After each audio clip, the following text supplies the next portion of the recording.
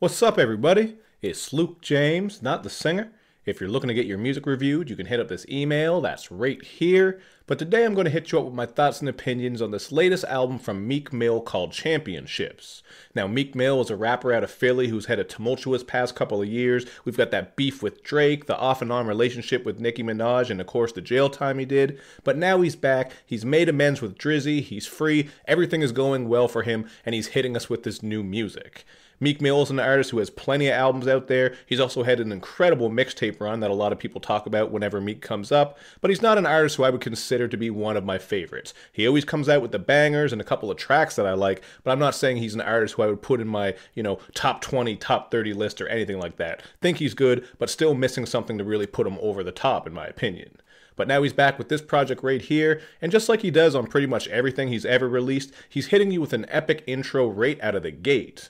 This intro samples Phil Collins' classic song In the Air Tonight, and once I heard that, it really reminded me of when DMX flipped that same song on his debut album. I forget what it was called. I think it might have just been called In the Air Tonight as well. That was a very heartfelt and emotional track from DMX, and you are getting the same sort of thing here.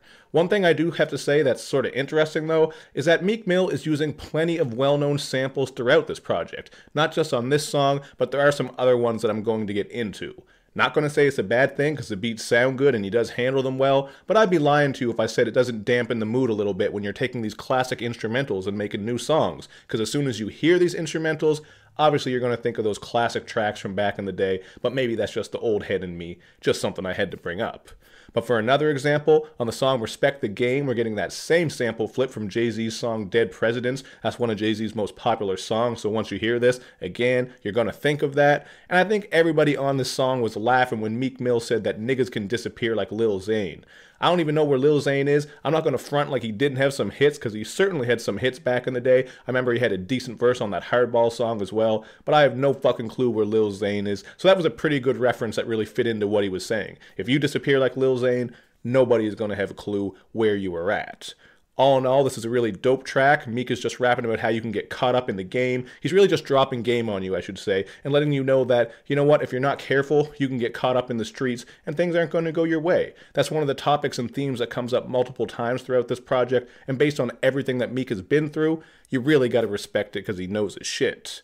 But to continue with some of the well-known samples that you're going to hear on this album, the song Trauma actually borrows from Mobb Deep's track Getaway. That is just one of my favorite rap songs of all time. It is so grimy and gritty. So this is a perfect example of what I'm talking about. When I hear this beat, I like it, but I'm always going to think of Mobb Deep's Getaway whenever I come to this track. But in spite of that, Meek Mill really handles it well, and it's still one of my favorite tracks. I still thought he did this one nicely. And he does deliver some of his best content on here, because he does get into police brutality, the blackballing of Colin Kaepernick in the NFL, and a whole slew of other things. I really got to give it up for Meek Mill, because I think he stepped his content up a lot on this album.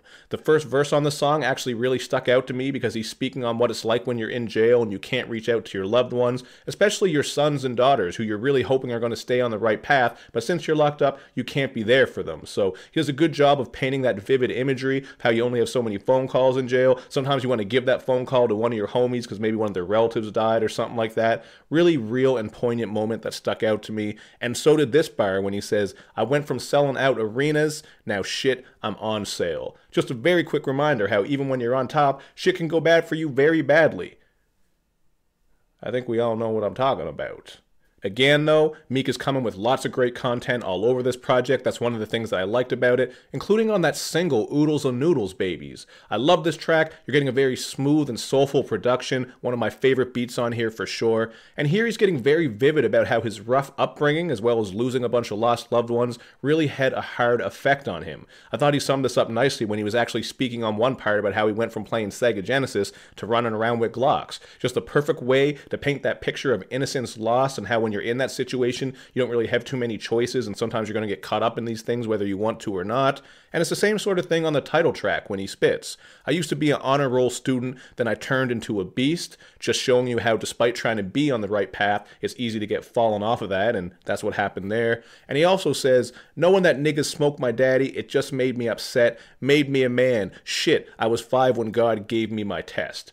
that right there is a really hard-hitting moment because, again, it's just showing you can be as innocent as you think you are as a child and trying to stay on the right path, but when you're growing up amongst violence, drug dealing, you lose one of your parents, and there's all this other shit going on, you really don't have too many opportunities. So Meek Mill did great on some of these songs, man. One of the other things I liked about this track was that you're getting some beautiful vocal samples and sax on it. Just a gorgeous song altogether. So all these tracks I've spoken on so far are great. As you can tell, this sounds like it's going to be one of my favorite albums of the year, although that ain't going to be the case, because shit is going to take a swift turn after we talk about this next track, What's Free, featuring Rick Ross and Jay-Z. This is obviously one of the tracks that everyone's been talking about. Again, you're getting a very familiar sample here from Biggie's track, What's Beef? And I'm kind of, I feel like it was cool how he did this because he is showing love to all these classics, but I'm just going to be thinking of these songs when I hear these tracks because the originals are always far superior. But hey, I still think he did a great job with these tracks, and they were some of my favorites, so it is what it is. Not the most original thing,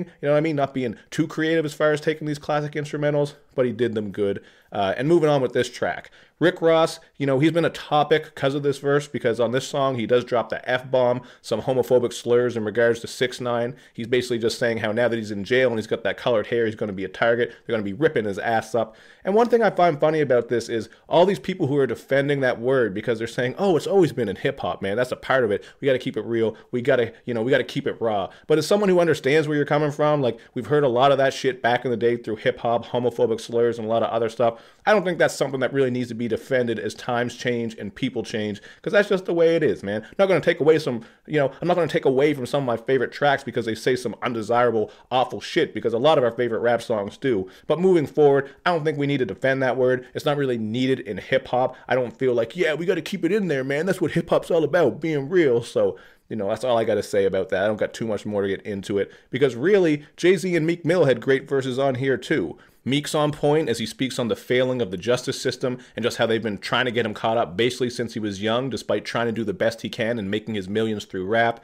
And Jay-Z's verse, I could probably do a whole other video on it, man. There's so much to get into, so I'm just going to keep it kind of quick to keep this review rolling. But this is just another reminder of why Jay-Z is the GOAT, man. He snapped on this verse, very long verse, great flows, very effortless and natural as always from Jigga. And I like the content too, because he's just spitting that black excellence. He's getting into all kinds of things about black people's history of perseverance, including soul food and how we had to work with the offals and all the stuff that everybody else didn't want in order to make these delicious dishes. And now that shit has kind of been gentrified, just how people steal from black culture. There are so many things in here, man. This was just an action-packed, jam-packed, peanut butter and jelly-packed fucking verse. I loved it. And there were a couple of bars where people thought he was taking shots at Kanye because he mentioned the red hat. Then he went on to say that his house and spouse was bigger and better. But it turns out, as he came on Twitter to clear things up, it wasn't about Kanye. I think he was speaking about Trump in that part. But really, this was just a dope-ass verse from Jay-Z, man. I'm not going to go into every single line, but I really liked it. A lot of people are saying it's one of the verses of the year,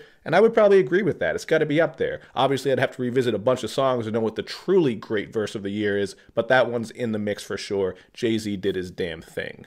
But now we are going to wrap things up very quickly, and this is where shit takes a very far turn, because as much as I like these handful of tracks that I talked about, just like with so many albums that are 19 tracks long, this one is loaded with some damn filler. We get a couple of R&B joints that are alright, but ultimately don't provide anything noteworthy. And we also got to point out that as much as Meek is great at making bangers, I do think some of the bangers here are good. You could have probably cut some of these off, man, because there are like 7 or 8 of them that really don't really stick out in any type of way, to be honest with you. Didn't think the content was that great. The beats are all right. The flows are decent. The features, man. But man, there's just so many of them that I think if you cut this project to like the best 10 or 11 tracks, this probably could have made my top 20. I think this would have been one of the better albums of the year. But as it is, it's overstuffed. So for just a couple of examples of tracks I didn't like, you get the chintzy future-assisted joint Splash Warning, which is too bad because when they connected on Jump Out the Face, that was a banger. This song definitely isn't. It just sounds cheap as fuck. And even Going Bad with Drake feels like they missed an opportunity. They could have done something really cool and creative here since they were hooking up for the first time since that beef, but instead we get this dry piano banger that sounds like something something that was cut off a scorpion. So that wasn't a great moment. We also get Meek doing a low-key Young Thug impersonation on Almost Slipped and 100 Summers. And again, then you got a handful of bangers that really aren't overly memorable. I would say Uptown Vibes was kind of cool because those blaring horns sound like something that would work great for sporting events.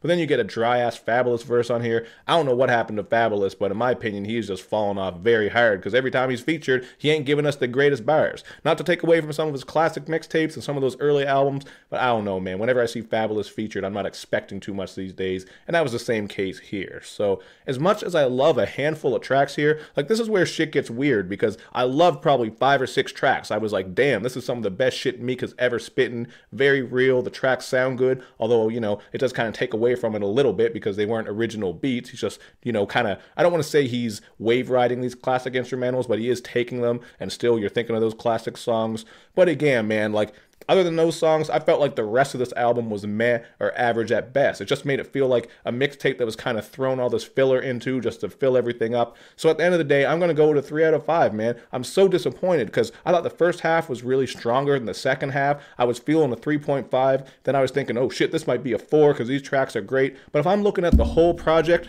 as I hit this, let's just calm down here. If I'm looking at the whole picture, the big project, the big picture, I'm fucking shit up. You know what I mean, man. I gotta rate the whole album, not just say I like these many songs, so it's a high score. Because goddamn it, if I'm looking at the whole album, I'm very disappointed. Not a great ratio here. I came out of it with a couple of tracks. The rest of them, fuck it, not really big on it. So a 3 out of 5 is what it is, man. But you guys can let me know in the comment section what you think. And of course, make sure you do all that good YouTube and social media stuff where you show me love and you show me lots of it.